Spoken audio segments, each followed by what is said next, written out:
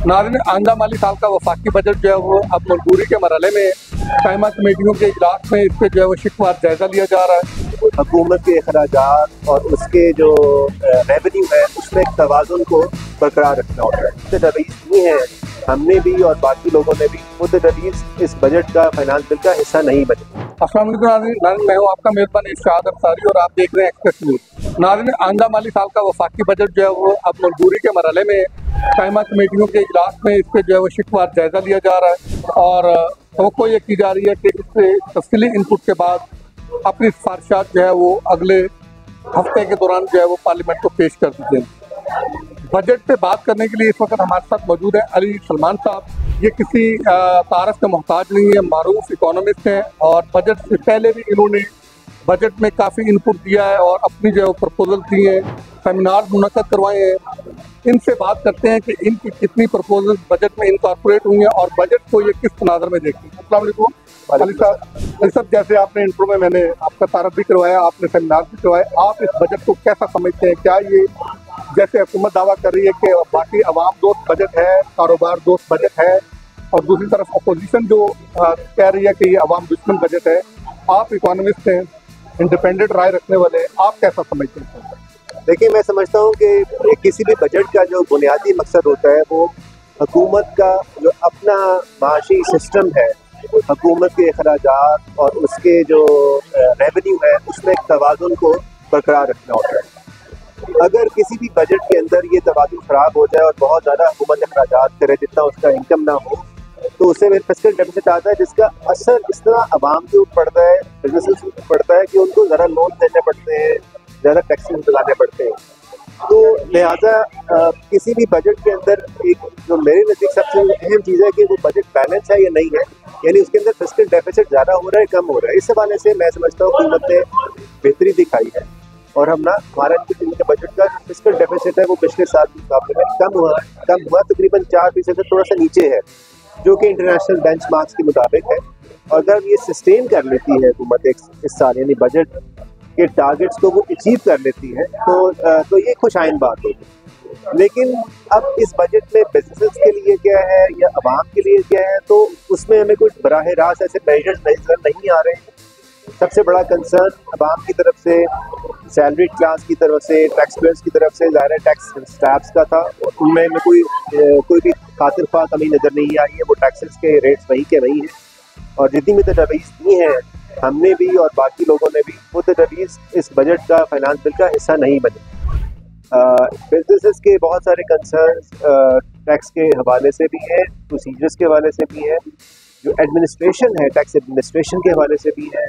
बड़े कंसर्न इस वक्त आ रहे हैं और जिस तरह इन्फोर्समेंट बढ़ रही है, इन्फोर्समेंट की जो ताकत है वो हम देख रहे हैं कि FBR ज़्यादा ताकत लेना चाह रहा है।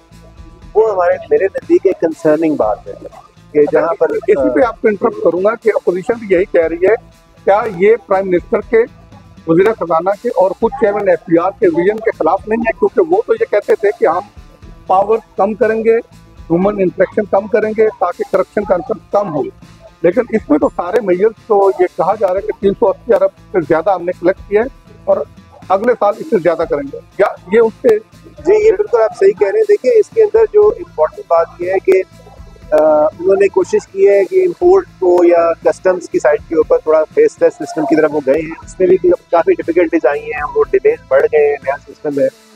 लेकिन जितना भी आप ह्यूमन इंटरेक्शन बढ़ाएंगे और ये जो डिस्क्रिशन हम देंगे, जितने इख्तियारात देंगे, तो ज़्यादा इम्कान ये है कि ये इख्तियार मिसयूज़ होंगे, टैक्स पेयर्स के ख़िलाफ़ होंगे और लोगों में जो है डिसइंसेंटिव क्रिएट होगा काम करने के लिए और कारोबार करने के लिए।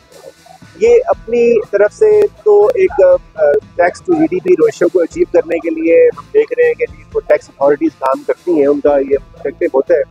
लेकिन प्रॉब्लम ये है कि जब तक ये टैक्स इंसेंटिव यानी टैक्स रेट्स को हम डाउनवर्ड नहीं रिवाइज करेंगे, उस वक्त तक ये सारे जो मेजर वो अपने मकासद में नाकाम रहेंगे। ये एक बड़ा एक फैक्ट है जिसकी तरफ मुझे अभी तक पेशरफ नजर नहीं आ रहा। अच्छा, एक और बड़ा क्वेश्चन है कि नॉर्मली जब भी हुकूमत बजट में टारगेट रखती है तो वो रिवाइज करने पड़ते हैं। एक तो उसकी वजह बताइएगा, इस बजट में भी हुकूमत ने काफ़ी टारगेट रखे हैं आप समझते हैं कि ये टारगेट जो है वो ग्राउंड रियलिटीज के साथ मुताबिकत रखते हैं कि हुकूमत को जो है वो दोबारा ये टारगेट में रद्द-बदल नहीं करना पड़ेगा?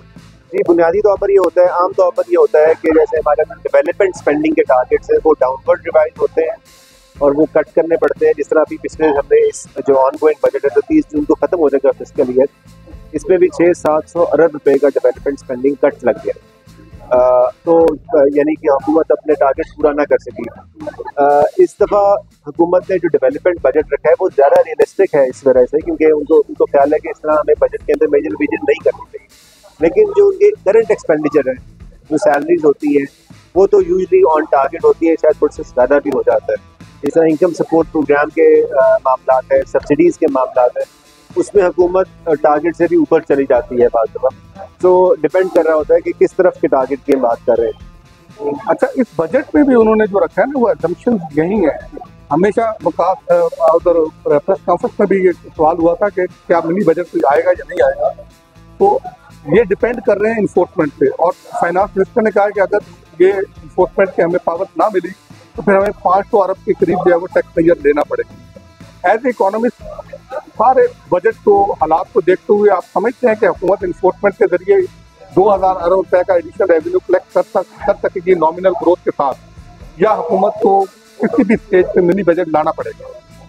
जो हमने एस्टिमेट किया था, जो कौमी असम्बली की कायमा कमेटी ने भी हमने प्रेजेंट किया था, उसके मुताबिक हुकूमत को तकरीबन 1200 अरब रुपए की टैक्स की रेवेन्यू में इकट्ठे करने हैं एडिशनली इस साल, और उसमें से तकरीबन 300 अरब रुपए जो है वो नए टैक्स प्रपोजल्स के जरिए आने हैं और बाकी GDP की ग्रोथ के साथ आने हैं, और उसके अंदर कुछ पोर्शन एनफोर्समेंट का भी है। तो ये तीनों चीज़ें मिलकर टैक्स रेवेन्यू को एनहांस कर सकती है। बुनियादी बात यह है कि अगर ये टैक्स रेट्स बहुत हाई है, लेकिन पिछले साल के मुकाबले में मुझे लगता है कि इस साल टैक्स की टारगेट ज़्यादा हकीकत के करीब है। पिछले साल हमने देखा कि हुकूमत को 1 खरब रुपया टैक्स टारगेट को शॉर्टफॉल होगा। इस दफ़ा मुझे उम्मीद है कि ऐसी सूरत नहीं होगी। एक तो ये कि हमारा जो डेट सर्विसिंग बर्डन है वो काफ़ी कम हो गया है, ये पाकिस्तान के लिए खुशाइन बात है। तकरीबन 60% के पास पहुंच के अब 43% पे आ गए हैं अपने एक्सपेंसेस पर, तो यकीनन बड़ी स्पेस क्रिएट करता है।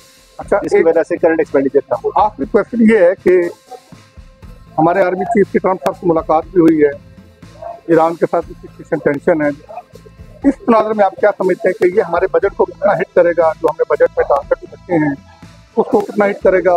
इसका पब्लिक पे क्या इम्पैक्ट आएगा? देखिए, अभी तक तो ईरान इसराइल की जो जंग है वो इसका कहना मुश्किल है कि ये लंबी चलेगी या सीज फायर होगा। अगर तो प्रेसिडेंट ट्रम्प इफेक्टिव होते हैं, जो अभी तक तो इफेक्टिव साबित नहीं हुए हैं जंग बंदी रुकवाने में, तो ये मामला आगे चल के ख़राब हो सकता है।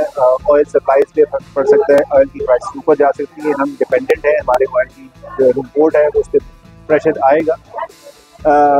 हुकूमत ने दावा किया है कि वो ऑल्टरनेटिव्स पे काम कर रहे हैं, तो देखते हैं कि वो कितना हद तक वो सही साबित होती है। तो अगर तो ऑल्टरनेटिव्स फेल हो गए तो उसकी वजह से प्राइसेस ऊपर जा सकती हैं, ऑयल जो वर्ल्ड ओवर ट्रेंड होगा वो हम साथ जाहिर होंगे। लेकिन फिर ये होता है अंसारी साहब कि वो हमें जो पास ऑन करनी पड़ेगी प्राइस। अगर हुकूमत ने उनको एब्जॉर्ब करने की कोशिश की तो फिर हम फिस्कली फिर फंस जाएंगे। हमने 2007 में गलती की, 2020 में गलती की, ये गलती नहीं करनी चाहिए। ये ऐसा कड़वा घोंट है जो फिर सबको भरना पड़ेगा पेट्रोल प्राइसेस की शक्ल में, लेकिन हुकूमत को अपने फिस्कल टारगेट्स पर कायम रहना चाहिए। तो ये बताएं कि ओवरऑल अगर हम आपको दें कि आप लास्ट वर्ड क्या कहेंगे कि बजट के हवाले से, कि बजट को आप किस उसमें देखते हैं कि अगर आप करना चाहें तो आप क्या कहें? देखिए, मेरे नज़दीक ये बजट इस लिहाज से बेहतर है कि हुकूमत की फाइनेंशियल सिस्टम्स बेहतर हो रहे हैं। हुकूमत के पास एक माशी रोड मैप नज़र आ रहा है, इसमें टैरिफ रिफॉर्म्स इंट्रोड्यूस हो गई हैं, जिसकी वजह से मैन्युफैक्चरिंग और एक्सपोर्ट्स में इजाफा की तवक्को हम करते हैं। इस लिहाज से ये बजट एक रिफॉर्म माइंडेड बजट भी है। लेकिन उसके साथ साथ जो टैक्सेस के मसाइल हैं, इन्फोर्समेंट के, एडमिनिस्ट्रेशन के मसाइल हैं, वो अपनी जगह पर कायम है। उसकी तरफ मुझे खातिमा पेशरफ नजर नहीं आती, जिस तरफ हमें लगता है कि बहुत ज़्यादा हमें आइंदा काम करना पड़ेगा। Thank you sir. नाज़रीन, आपने बात सुनी अली सलमान साहब की, और ये पुरुम्मीद है कि ये बजट काफ़ी हद तक रियलिस्टिक है। अलबत्ता अभी भी बहुत सारे ऐसे इकदाम हैं जो हुकूमत को इस बजट में उठाने चाहिए थे, नहीं उठाए गए। और वो पूरी उम्मीद है कि जिन हालात में जिस तनाज़र में IMF के प्रोग्राम में रहते हुए ये बजट बनाया गया है कि ये ज़्यादा जो है वो ग्राउंड रियलिटी के करीब है और ज़्यादा कोई हुकूमत को जो है वो बड़ी परेशानी नहीं होगी। जो अहदाफ रखे गए हैं वो ऑलमोस्ट पूरे कर लिए जाएंगे। तो देखते रहिए एक्सप्रेस न्यूज़। बहुत शुक्रिया।